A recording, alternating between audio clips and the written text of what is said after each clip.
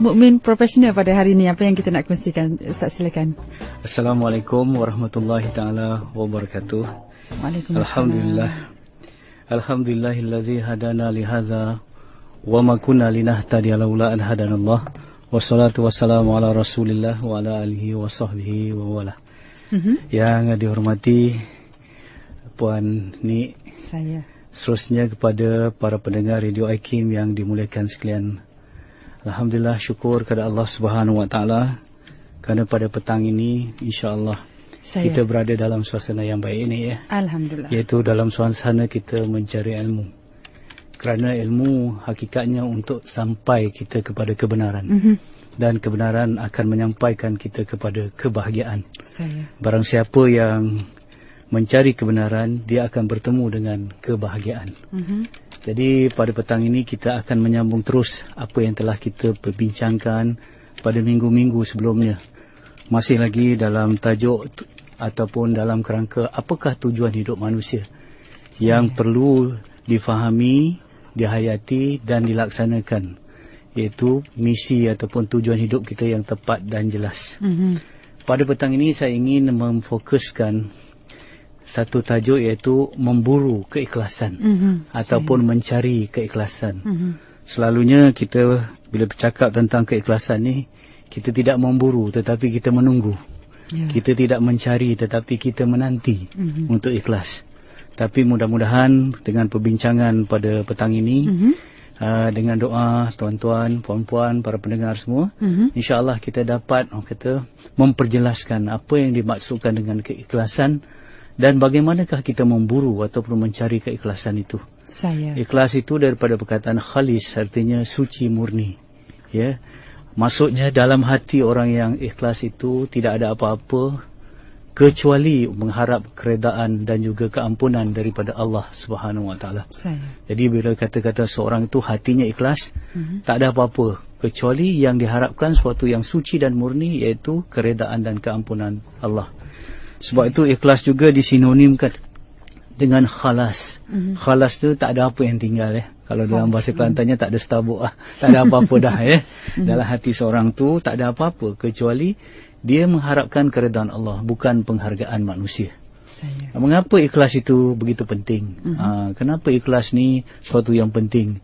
Dalam kecamuk dan kecelaruan kehidupan manusia hari ini, kadang-kadang perkara yang penting tidak dianggap penting. Perkara yang utama tidak dianggap utama. Tetapi sebenarnya pada hakikatnya ikhlas adalah perkara yang pertama dan paling penting dalam kehidupan kita. Kenapa? Kerana Allah Subhanahu Wa Taala hanya menerima amalan hamba-hambanya yang ikhlas. Cuba kita lihat ya. Firman Allah, "Faman kana yarju liqa'a rabbih falyamal amalan shalihah wala yusyrik bi ibadati rabbih ahada." Jadi kalau kita mengharapkan pertemuan kita dengan Allah, tentulah pertemuan kita dengan Allah tu di syurga. Ya. Jadi kita hendaklah bawa amal-amalan yang soleh, tetapi dalam amalan-amalan kebaikan, amalan-amalan soleh tu, amalan-amalan yang soleh itu tidak boleh dicelahi ataupun dicemari oleh syirik, iaitu mesti kita benar-benar ikhlas kepada Allah. Dalam satu hadis yang diriwayatkan oleh Ibnu Majah, mafhumnya Allah tidak menerima amalan kecuali amalan yang ikhlas, dan juga orang yang mengharapkan dengan amalan itu keredaan Allah. Itu yang pertama ya. Yang kedua, kenapa ikhlas ini patut diburu dan dicari dengan sesungguh-sungguh hati ya? Kerana ikhlas ini adalah core values. Core values ni artinya nilai trust. Ataupun dalam bahasa yang lain kita kata ibu segala sifat mahmudah. Sifat mahmudah yang wajib kita ketahui ni kalau dalam pelajaran ilmu tasawuf ataupun ilmu akhlak ada 10 antaranya sabar, redha, pemaaf, pemurah dan sebagainya. Walau bagaimanapun ke-10 ataupun semua sifat mahmudah itu ibunya adalah ikhlas. Dalam arti kata kalau kita ada ikhlas, insya-Allah kita ada pemurah.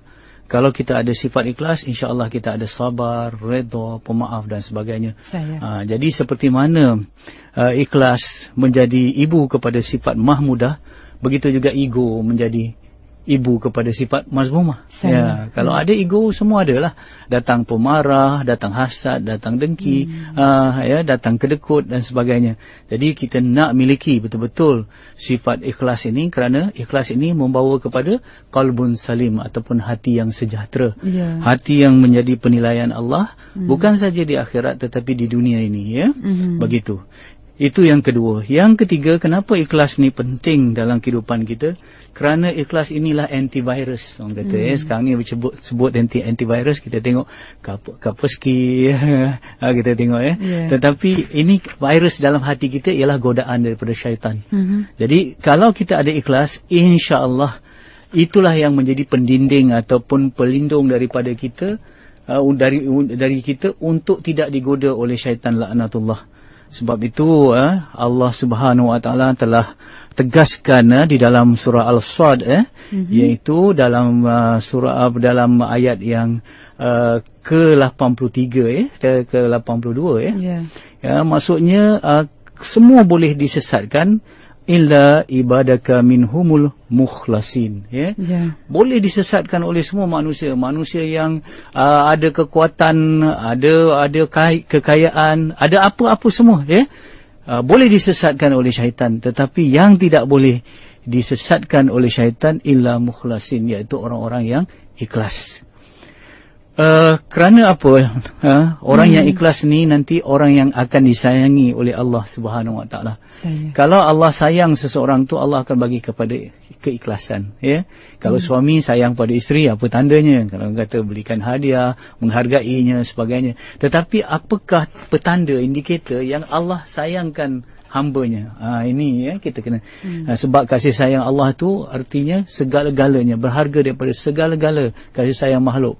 Kasih sayang pemimpin, kasih sayang suami, kasih sayang isteri, kasih sayang anak-anak dan sebagainya terlalu kecil, hanya sedebu saja nak dibandingkan dengan kasih sayang daripada Allah Subhanahu Wa Taala.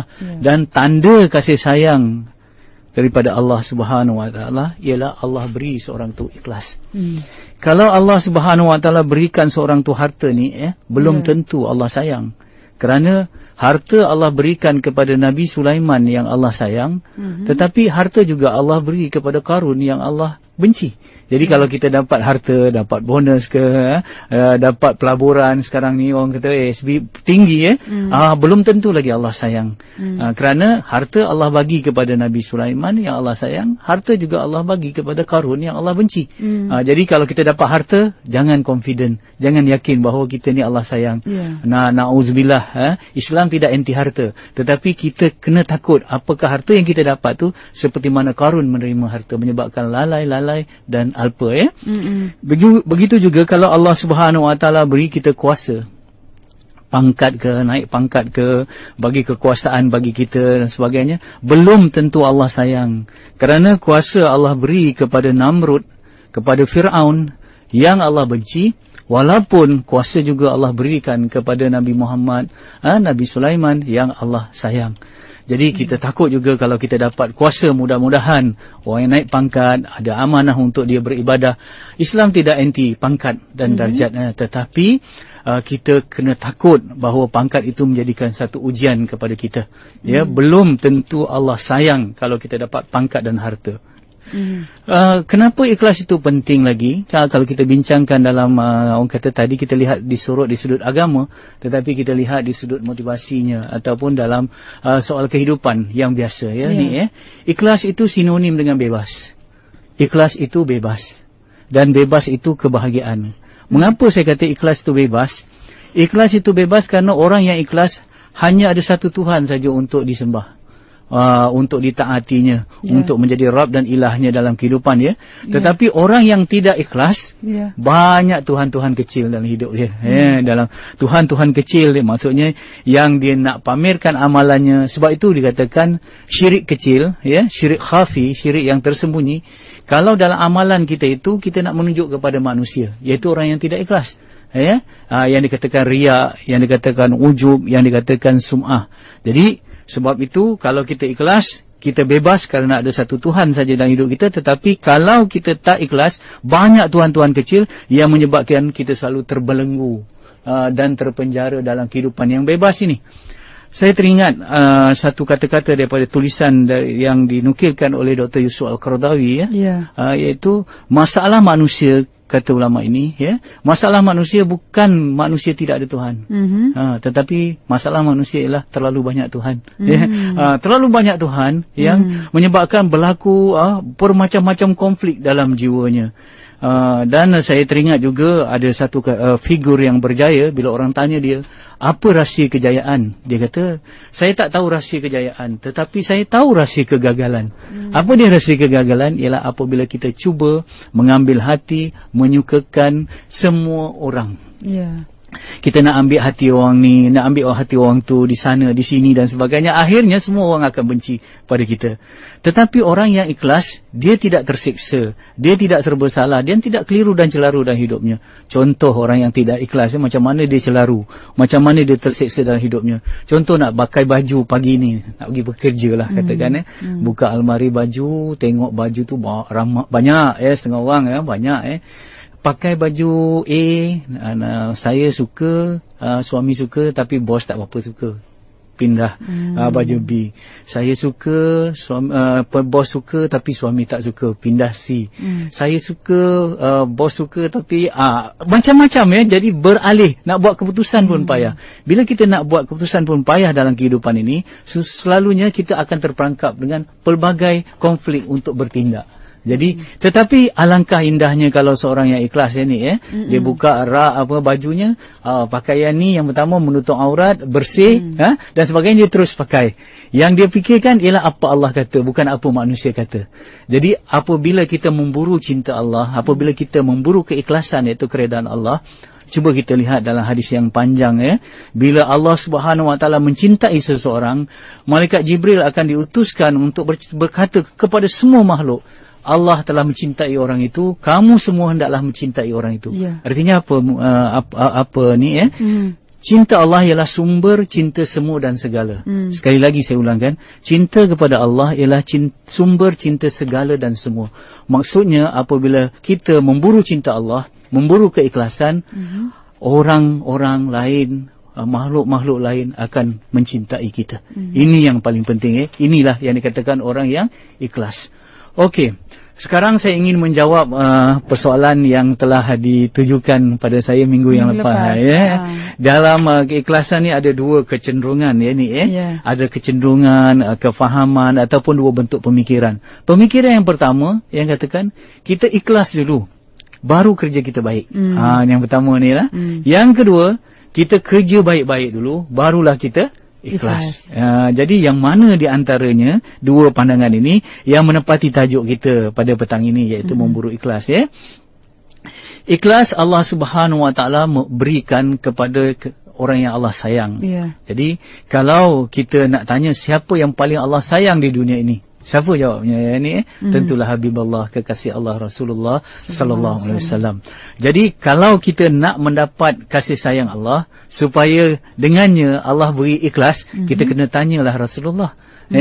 Apa tips-tips ataupun apa panduan yang ada di dalam kehidupan ini yang Rasulullah SAW telah berikan untuk kita mendapat kasih sayang daripada Allah. Dalam banyak-banyak hadisnya tu ada satu hadis yang Rasulullah mafhumnya telah bersabda, Allah sayang ataupun Allah kasih, Allah cinta seseorang kamu yang apabila dia melakukan satu pekerjaan, dia melaksanakan pekerjaan itu dengan itqan. Itqan itu bahasa Arab, yudkinuhu, maksudnya dia memperelok-elokkan kerjanya, dia melaksanakan kerja itu dengan komitmen yang tinggi. Ataupun itqan ini telah dimelayukan jadi tekun. Seorang melaksanakan kerja dengan tekun, artinya Allah sayang. Itu penting. Jadi artinya kalau kita menjadi seorang Islam yang nak memburu ikhlas, artinya secara automatik kita menjadi orang yang bekerja dengan itqan. Jadi dalam Islam tidak ada orang yang bekerja cincai-cincai, saja-saja buat selamba, tak ada. Mesti apabila dia melaksanakan satu kerja, commitment to completion itu mesti ada dalam dirinya. Okey. Apa ciri-ciri kerja yang itqan? Sebelum saya buka kepada perbincangan dengan para pendengar nanti, apa ciri-ciri yang kerja yang itqan? Ini kita rujuk kepada ilmu manajemen pengurusan dan pentadbiran ya. Kerja yang itqan tu ada formula dia ni kalau jika para pendengar yang sedang duduk yang ada pensel ataupun ada pen boleh catatkan ya. Formula kerja yang itqan ataupun kerja yang tinggi di dalam Islam ni dia di dalam ilmu manajemen ialah Q1 plus dicampur dengan Q2 campur dengan A sama juga dengan C. Dalam bahasa Inggerisnya Q1 plus QA plus A Q1 plus Q2 plus A is equal to C. Q1 campur dengan Q2 campur dengan A sama juga C. Apa yang dimaksudkan dengan Q1 ni Q1 ialah kerja itu berkualiti. Artinya better, lebih baik kalau kita laksanakan kerja itu, faster, lebih cepat, cheaper, lebih menjimatkan, safer, lebih menyelamatkan. Input sikit tapi output banyak, itu yang dikatakan productivity. Jadi Q1 stand for quality. Manakala Q2 ialah quantity. Dalam organisasi, kita masuk dalam organisasi yang saya berada ataupun yang Nik sedang terlibat dalamnya, IKIM misalnya kata, dengan mana-mana saja para pendengar yang ada organisasi, dia ada dua bentuk kerja ni. Satu kerja yang dikatakan yang memberikan kita self-promotion. Self-promotion ni kerja-kerja yang memberi, yang apabila kita melaksanakannya, kita mendapat ganjaran dalam bentuk wang dan pangkat. Ini yang dikatakan ada yang dalam job spec kita. Ni self-promotion nama dia. Kerja-kerja yang resmi.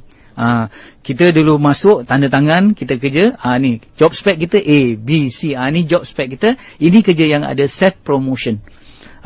Manakala ada yang kedua dalam organisasi ini, kerja yang bagi self-improvement. Dia bukan promotion tetapi improvement saja. Macam kerja-kerja yang tak resmi. Contohnya ni kita dalam organisasi ada kelab kebajikan. Kita jadi presiden, kita jadi AJK misalnya kata.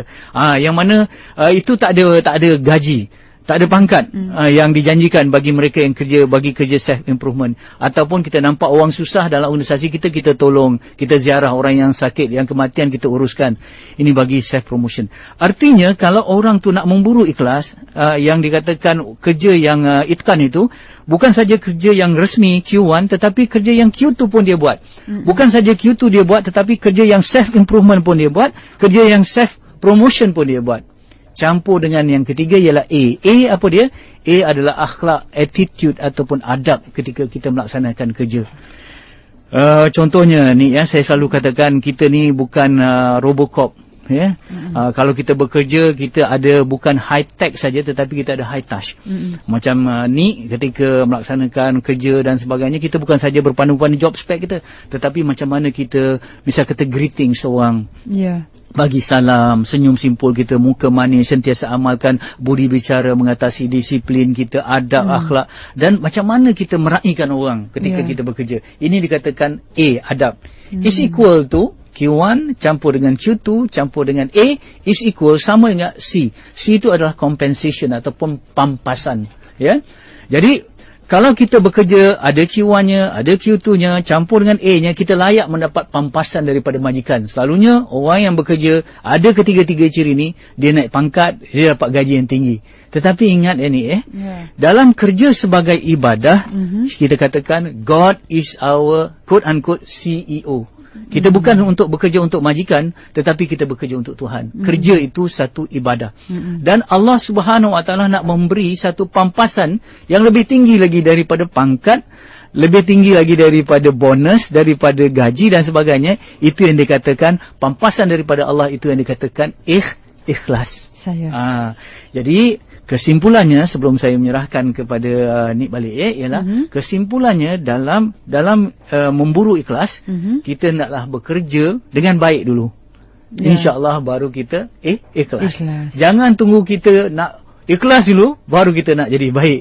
Simpelnya ada orang kata, saya Ustaz, saya Tuan Guru, selagi saya tak khusyuk, selagi itulah saya tak solat. Mana boleh kita solatlah dulu walaupun belum khusyuk. Jadi kadang-kadang kerja kita belum tentu ikhlas. Ada bercampur baur. Ini ikhlas ni dalam soal hati kan.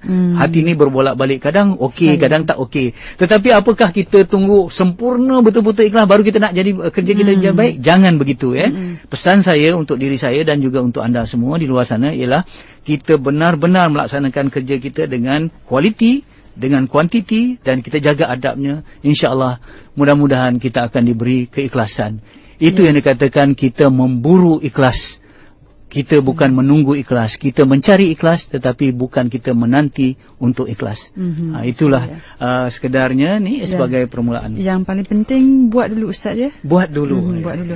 Baik, sebelum kita ambil soalan daripada rakan pendengar, sebenarnya Ustaz, ikhlas tu adalah anugerah daripada Allah ataupun kita sendiri yang mendidiknya? Ya.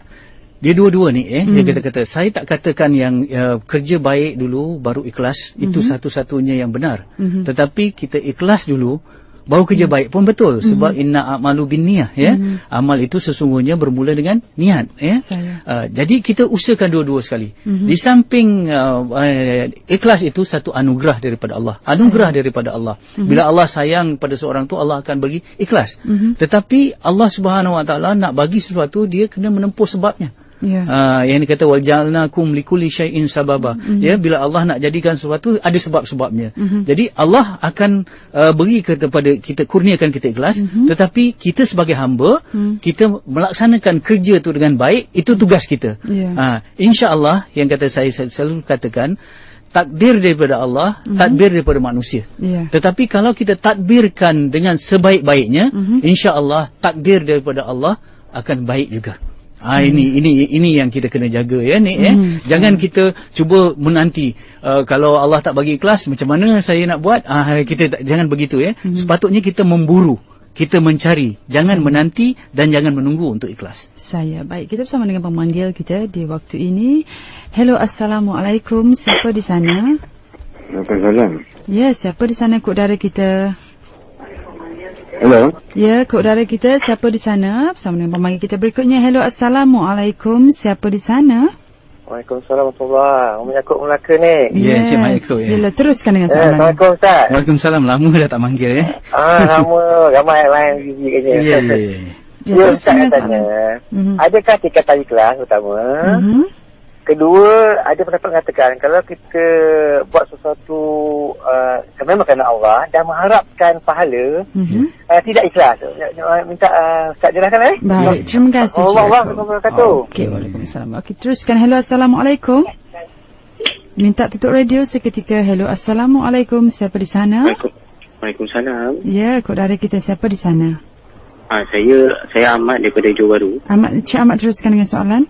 Okey, saya nak tanya Ustaz yang pasal yang Ustaz kata yang ikhlas tu kan? Ya, teruskan. Macam ni, Ustaz berkongsi cerita satu cerita pasal saya sendiri kan. Yang pasal Ustaz kata bekerja ikhlas tu kan. Kalau macam saya ni, saya OKU kan. Jadi, saya punya pendapatan tu tak banyak. Jadi, bila kita bekerja dengan bersungguh, secara automatik, majikan akan naikkan gaji tau. Macam sekarang ni, dulu saya gaji saya tak banyak kan, serata kan. Alhamdulillah bila kita berusaha, saya sendiri yang meningkatkan diri saya, bekerja dengan sungguh, alhamdulillah majikan automatik naikkan gaji. Itu nak tanya dapat sikit daripada Ustaz. Assalamualaikum Ustaz. Waalaikumsalam. Terima kasih Cik Ahmad. Kita teruskan. Hello, Assalamualaikum. Tak tutup radio, siapa di sana? Hello.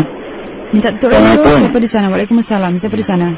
Saya Ramli. Teruskan Cik Ramli. Assalamualaikum Ustaz. Waalaikumsalam warahmatullahi. Saya nak bertanya Ustaz.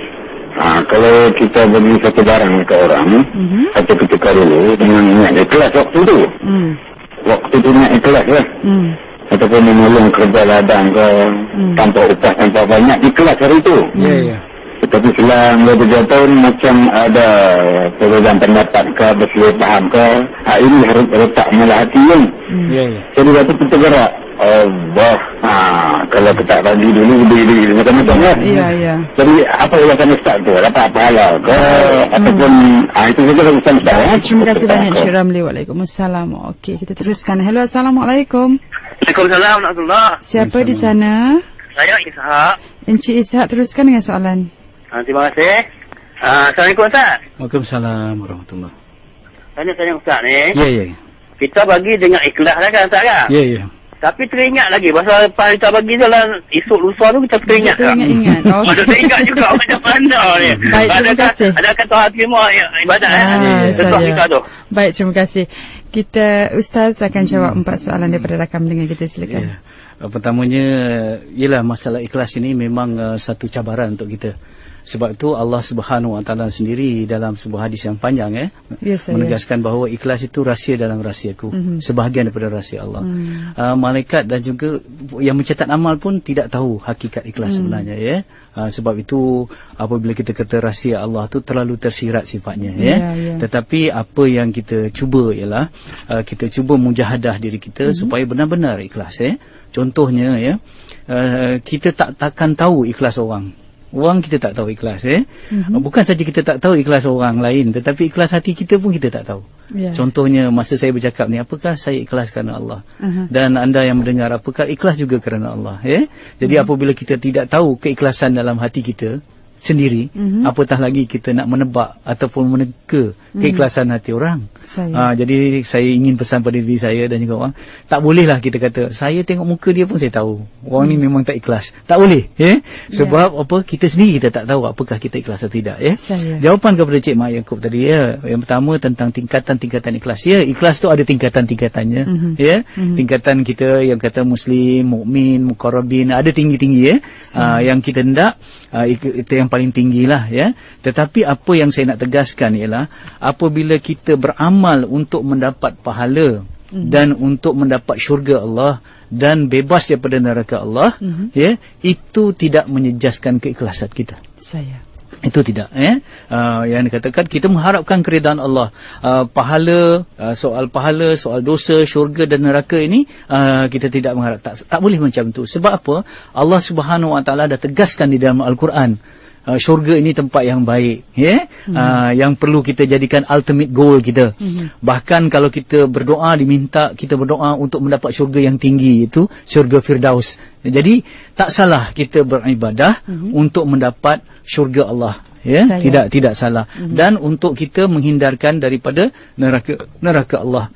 Namun di sana ada keikhlasan yang lebih tinggi lagi daripada itu, Jadi ini yang dikatakan tahap-tahap orang yang muqarrabin dan sebagainya. Jadi perbahasan kita cukuplah setakat kita orang awam ni, kita semayang tu kadang takutkan seksa Allah, dan kita mengharapkan syurga Allah. Tak ada masalah yang itu, jadi itu yang saya. Jadi ada orang mengatakan bahawa kalau kita beribadah kepada Allah untuk mendapatkan ganjaran, itu baru ibadah tahap peniaga saja, bisnes, dia mengeluarkan modal, dia nak dapat keuntungan yang tinggi, tak salah, gitu itu. Cuma apa yang saya tekankan ialah syurga itu dikaitkan dengan perintah Allah. Jangan saya mengharapkan syurga itu saja. Saya mengharap syurga kerana Allah perintahkan kita untuk memburu syurga itu. Gitu. Baik. Yang kedua, Cik Ahmad dari JB, sebenarnya indahnya kalau kita memburu, saya dah katakan awal-awal tadi, kalau kita memburu cinta Allah, cinta manusia akan mengikut. Kalau kita memburu keredaan Tuhan, majikan pun akan redha dengan kita, Contohnya tadi, apabila kita bekerja tadi, walaupun Cik Ahmad seorang orang keistimewaan yang berbeza, walaupun dia kerja tu untuk, misal kata untuk Q1, Q2 plus A tadi is equal to C tadi, kita nak harap ikhlas daripada Allah. Tetapi kalau kita bekerja dengan kualiti yang tinggi, dengan kuantiti yang banyak, dengan adab dan akhlak ataupun attitude yang tinggi, majikan pun suka. Jadi artinya betul apa yang dikatakan, bermula daripada gaji tadi 100, akhirnya tinggi. Apabila kita memburu bekerja atas dasar ibadah, dia akan melonjakkan produktiviti dan kualiti kerja. Saya dah katakan minggu yang lepas bahawa apabila seorang tu bekerja kerana Allah, hasil dia, orang kata pushing the limit. Dia beyond expectation. Sebab apa? Dia bekerja bukan untuk dinilai oleh majikan, tetapi untuk Allah Subhanahu Wa Taala. Tentulah penelitian dan penilaian Allah lebih, orang kata lebih jitu dan lebih halus daripada penilaian majikan, Sama ada di depan atau di belakang, dia akan rajin. Punch card ada ke, CCTV tak ada ke, apa ke, dia tak terikat dengan gadget-gadget teknologi untuk mengawasi kerja dia. Dia akan bekerja di belakang, di hadapan orang, tanpa pengawasan, dia akan boleh bekerja dengan baik. Dan ini menyebabkan majikan suka. Bila majikan suka, majikan akan tambah gaji kita, naikkan pangkat kita. Jadi apabila kita bekerja atas dasar ibadah, insya-Allah majikan pun suka dan masyarakat yang pernah bermanfaat, negara akan maju insya-Allah, ya. Insya-Allah. Itu yang dikatakan, ya. Yang ketiga Cik Ramli, ya, kerja dah bagi dah. Tiba-tiba rasa menyesal pula, ya. Kalau rasa menyesal dalam hati ni, ini soalan ketiga dengan empat ni lebih kurang sama lah, ya. Menyesal dalam hati ni kalau kita pendam-pendamkan tak apa. Ya. Kalau gangguan-gangguan, itu yang sebabnya dalam apa saja kita dah minta astagfirullah. Sebab tu bila kita solat ni, ya, kita terus astaghfirullahalazim allazi la ilaha illallah, kita kata gitu. Kenapa? Kita bukan buat dosa. Kita solat. Kan? Itu amal kebaikan. Tetapi dalam amal kebaikan tu pun ada tadi godaan-godaan syaitan. Yang nak takut solat kita tu riak, takut solat kita itu kerana ada kecacatan atau kekurangannya dan sebagainya. Kalau dalam solat yang 5 minit tu pun ada virus-virus yang nak mengacau, yang menyebabkan kita istighfar. Begitu juga apabila kita bagi khidmat, kita bagi tanah ke tadi, kita bagi benda, tiba-tiba datang penyesalan. Setidak-tidaknya kena kawal diri supaya jangan terlontar kata-kata nista. Kata-kata nista. Sebab tu dalam Al-Quran apa Allah kata? La tubtilu sadaqatikum bil manni wal azah. Jangan kamu batalkan pahala sedekah kamu dengan kata-kata yang mengejek dan menghina. Kita dah bagi, tiba-tiba bila kita dah menyesal, saya bagi tak guna punya orang, macam tu kita. Jadi kita dua kali rugi. Ni rugi yang pertama, tanah tadi memang dah terlepas, harta tadi terlepas, pahala daripada kita pun dah terlepas. Dua kali ganda rugi. Kalau kita ada rasa macam tu, cuba tahan hati kita. Itu yang dikatakan menahan hati, remuk redam, ya, yang mana kita nak ikut kepada jalan Allah. Sebab itu Allah bersama dengan orang yang patah-patah hatinya, ya, kerana bermujahadah untuk jadi baik. Ini penting bagi kita, ya. Sebab hati kita tak tulus dan mulus begitu saja. Tentu ada serangan-serangan virus yang menyebabkan kita kena atasi, insya-Allah kena atasi. Jangan keluar melalui kata-kata yang mengejek dan juga memberi nista ataupun menghina, itu saja. Tapi sesuatu yang bermain di dalam hati saja, itu tak dikira sebagai dosa lagi, ya. Itulah yang penting, banyakkan istighfar untuk bersihkan, bersihkan hati. Okey, kita bersama dengan pemanggil kita, Ustaz, ya. Hello, Assalamualaikum, siapa di sana? Waalaikumsalam. Saya ini dari Melaka. Teruskan. Okey, saya Ustaz, saya nak tanya, saya bekerja dengan company yang bukan Islam lah. Dah lama dan kadang-kadang tu walaupun macam kita buat kerja tu elok semua, tapi ada rasa kurang terganggu juga kadang-kadang sebab macam apa management company saya ni, dia ada terlibat dengan macam urusan duit kopi ni, bagi dekat orang semualah macam tu. Jadi saya nak tanya macam mana actually kedudukan kita pekerja ni walaupun tak secara langsung kan. Macam mana sebenarnya, sebab cuba juga cari kerja dekat tempat lain tapi so far tu tak ada rezeki lagi lah. Okey, itu saja. Baik, terima kasih. Assalamualaikum. Okey, Assalamualaikum. Hello. Assalamualaikum, kerana kita siapa di sana? Saya Junah Halim sini. Silakan teruskan. Ya, nama gini saya ada sedikit kemuskilan. Jadi ada satu tuan guru dia tahu kalau sekiranya dia seseorang tu dibagi sesuatu pemberian, dia bercakap aku ikhlas ni, saya ikhlas ni beri, maka itulah petunjuk yang tak ikhlas. Sebab dia bagi tahu bahawa ikhlas ni umpama tidur. Jadi kalau orang tu tidur, takkan dia kata saya tidur ni, saya sedang tidur ni. Dia adalah mustahil orang tidur ni bercakap dia tidur. Dan kemudian saya ada mendengar cerita lagi yang mengatakan bahawa apabila seseorang itu dia berniat buruk, maka telah keluar daripada nafasnya bau yang busuk, sehingga kan malaikat dapat menghidup orang ini berniat buruk. Dan sekiranya dia berniat baik, keluar daripada nafasnya bau yang wangi, maka malaikat telah menduga orang ini berniat baik. Tetapi dalam bab ikhlas ini, malaikat tidak dapat hidup, tak dapat detect. Yang dapat detect hanya Allah. Jadi saya minta dulu sekali dapat perpanjangan, dapat diluaskan serius, insyaAllah. Baik, terima kasih Haji. Assalamualaikum. Okey, kita teruskan. Hello, Assalamualaikum, siapa di sana? Kod dari kita?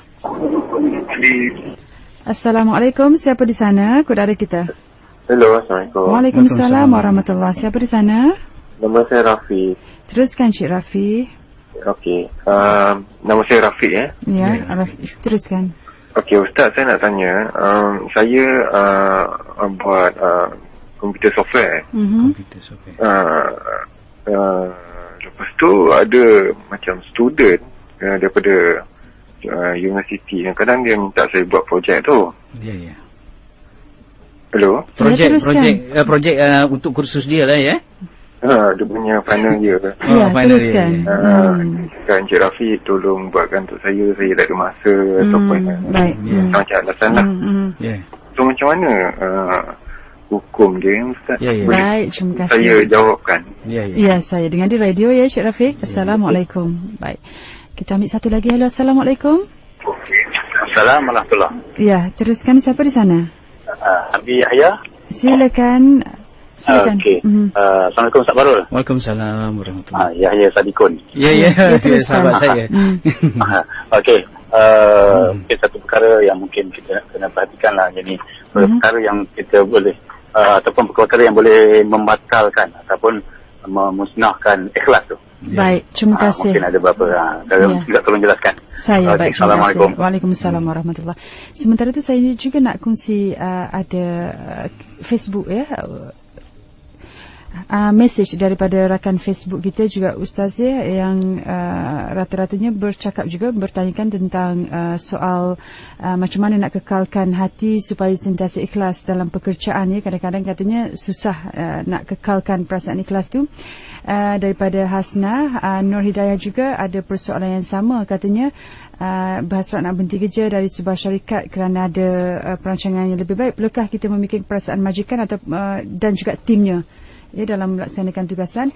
Dan selebihnya juga daripada Muhammad Farid, katanya bagaimana nak pupuk keikhlasan dalam hati supaya dalam hati anak supaya cari ilmu, belajar kerana Allah. Saya terpaksa baca cepat sebab masa kita pendek. Silakan Ustaz. Pertamanya tentang Puan di Melaka tadi ya. Kalau kita terlibat dalam satu company yang mana company, kita tahu company itu di mana-mana tempat dia amalkan duit kopi. Kopi halal ya, tapi duit kopi yang haram ya. Duit kopi itulah justifikasi manusia nak mengelabui duit kopi ni duit rasuah lah ya. Jadi asalkan kita tidak terlibat secara direct lah ya. Asalkan kita tidak terlibat secara langsung ataupun kita terlibat dalam memberi ataupun menguruskan rasuah tu, insya-Allah kita selamatlah ya, walaupun orang lain yang buat ya. Jadi saya ingin membawa contoh macam mana Siti Asiyah ataupun Masyitah di dalam istana Firaun ya. Firaun tu jahat ya, laknatullah ya, tetapi Asiyah masih lagi boleh menjadi isteri yang solehah walaupun suaminya sejahat-jahat manusia, itu Firaun. Begitu juga Masyitah, dia bekerja dengan Firaun ya, tetapi dia juga adalah penghuni syurga ya. Kerana apa? Dia tidak terlibat dengan kebatilan, kederhakaan yang dibuat oleh Firaun. Jadi melainkanlah kalau kita juga menjadi kaki tangan yang terlibat sama dalam melaksanakan rasuah itu ya. Tapi kalau boleh kita pergi ke tempat yang lebih baik. Tetapi kalau tidak boleh, orang kata kita bertahan dah situ. Bukan senang nak dapat kerja. Dalam hal ini orang kata better bend than break lah. Lebih baik sekah daripada patah ya. Sebab kalau kita terus keluar daripada company itu, belum ada pekerjaan lagi, mungkin ada tanggungan-tanggungan kita yang bermasalah. Jadi mudarat kita berhenti itu lebih buruk daripada kita terus bekerja ya. Jadi kita kena jaga-jagalah soal itu ya. Asalkan kita tak terlibat. Yang kedua, memang saya kagum sangat dengan Haji Nur Halim punya pandangan tadi ataupun input-input yang diberikannya. Memang ya, ikhlas itu adalah rahsia dan rahsia Allah. Kita pun tak boleh kita kata saya ikhlas ni. Kalau selagi kita kata kita dah dapat ikhlas, belum ikhlas lagi. Selagi kita rasa kita dah ikhlas, kita belum ikhlas lagi. Ikhlas tu sehingga kita menjadi, orang kata, bukan subconscious mind, unconscious mind yang kita sampai. Dia ada 3 mind tadi ya. Conscious mind, subconscious mind dan unconscious mind ya. Jadi ikhlas ini diletak di unconscious mind. Kita tak sedar kita ikhlas ya, sebab kita buat kerana Allah Subhanahu Wa Taala, macam tidur tadi ya. Itu yang penting ya. Cuma apa yang saya nak katakan tadi, memang malaikat tidak dapat detect ikhlas ya, yang ini ya. Kalau kita ada prasangka buruk, bau busuk keluar. Macam hadis yang selalu diriwayatkan, bagaimana satu ketika Siti Aisyah ada mengatakan orang, Rasulullah kata umpama makan daging tu, keluarkan daging tu kan. Nampak tetapi kalau ikhlas ni memang tak nampak Sebab itu, oleh kerana itu saya kata kita memburu mencari ikhlas Soalnya bukan kita dapat atau tidak, tetapi kita telah menempuh jalan-jalannya.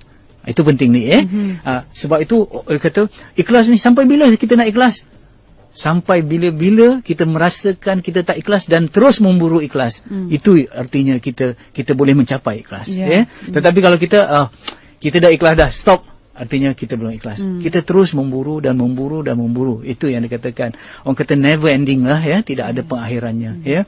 Baik, Cik Rafiq tadi tentang komputer software, dia maksudnya, dan ada student universiti yang ada kerja-kerja, sama ada nak buat course dia ke, PhD dia ke, apa sebagainya, minta tolong dan sebagainya. Jadi ini tak boleh. Kalau kerja-kerja itu berkaitan dengan soal-soal teknikal, tidak mengapa. Maksudnya kita hanya software kita untuk mengatur turutan dan sebagainya. Tetapi kalau kita terlibat sama untuk mencari bahannya, untuk membuatnya sebagainya, saya rasa itu sudah salah. Salah kita tidak boleh menipu manusia. Tidak manusia. Kalau begitu nanti rosak ilmu. Rosak ilmu artinya nanti orang yang mempunyai kelulusan di IPT, ada degree dan sebagainya, dia sebenarnya dia tak capable pun melaksanakan kerja. Kerana apa? Degreenya dapat cara jalan pintas yang tak betul tadi. Jadi kita tidak boleh. Budaya ilmu akan rosak. Kalau kita misal kata mengamalkan budaya palagiat ini, ataupun copy paste ni, tak boleh. Itu kena jaga sungguh-sungguh, Cik Rafiq, kena jaga. Kemudian Abi Yahya, sahabat saya ni, Ustaz Yahya Sadiqo ni, apakah yang perkara-perkara yang boleh membatalkan ikhlas? Banyak kalau kita tengok. Tetapi yang pertama, kita mengungkit-ungkit. Boleh membatalkan keikhlasan kita. Yang saya katakan adalah tubtilu sadaqatikum bil mani wal adha tadi. Mengungkit-ungkit dalam bentuk. Yang kedua, apabila ada riak. Sebab tu yang susahnya kita ni, bukan kita sebelum beramal, semasa beramal, selepas beramal ni susah juga. Bila selepas beramal ni timbul apa yang dikatakan sum'ah ni apa, gila buruk siku lah. Bukan, sum'ah ni dia suka pada puji. Contoh yang ni kita dah bangun tahajud malam, tak ada siapa pun, kita buat bukan kerana nak tunjuk manusia, memang seorang, tetapi tiba-tiba ada orang kata, I ternampak lah you semalam dekat masjid pukul 2-3 pagi. Kita kembang tau. Itu dia kata sum'ah tu. Kita suka mendengar pujian orang. Kalau riak, dia beza. Riak ni, dia memang awal-awal memang dia dah bagi tahu. I start kereta, malam ni I pukul 2-3 pagi I nak pergi sembahyang tahajud lah. Itu dah cerita awal-awal. Dan memang dah bagi tahu awal. Itu riak. Beramal kerana manusia. Ini sum'ah ni, lepas beramal. Bila dipuji orang ataupun dia ujub. Ujub ni rasa takjub dengan diri. Ini lagi sukar ni. Kalau riak tadi ada guru-guru, ada sahabat-sahabat yang boleh menegur kita. Tetapi kalau ujub ni payah. Sebab dia dalam hati. Dia takjub dengan diri sendiri. Macam kita rasa kita super. Kita boleh buat macam ni. Tak ada orang lah yang boleh buat macam ni. Dia tak keluar dalam bentuk kata-kata. Tak ada boleh. Cuma kata-kata hati dan rasa-rasa dalam jiwa kita yang menyebabkan kita kagum dengan diri kita sendiri. Jadi malanglah ni ada orang yang riak dengan kereta, yang riak dengan, tetapi kalau ada orang riak dengan tahajud, dengan puasa sunat dan sebagainya, kita rasa kesian kita pada bukan orang lain tetapi diri kita sendiri. Kita kena kesian pada diri kita sendiri. Jadi insya-Allah kepada sahabat saya Abi Yahya tadi, kita boleh tengok dalam kitab-kitab Minhajul Abidin, ada di kitab-kitab Imam Ghazali, dalam bila-bila cerita tentang ikhlas ni, apa yang mencacatkan ataupun membatalkan terus amalan kita. Ini ada Okey, yang last sekali bagaimana nak kekalkan hati supaya ikhlas dan sebagainya. Memang bila kita katakan ikhlas tu soal hati, soal hati tu sifatnya qalbun. Qalbun itu sesuatu yang berbolak-balik. Saya dah katakan molekul, Rasulullah kata macam kuah yang mendidih. Molekul-molekulnya sentiasa naik ke atas, naik begitu, berubah-ubah. Cuma macam ni untuk kita memupuknya, bila hati kita timbul riak, jangan kita layan terus.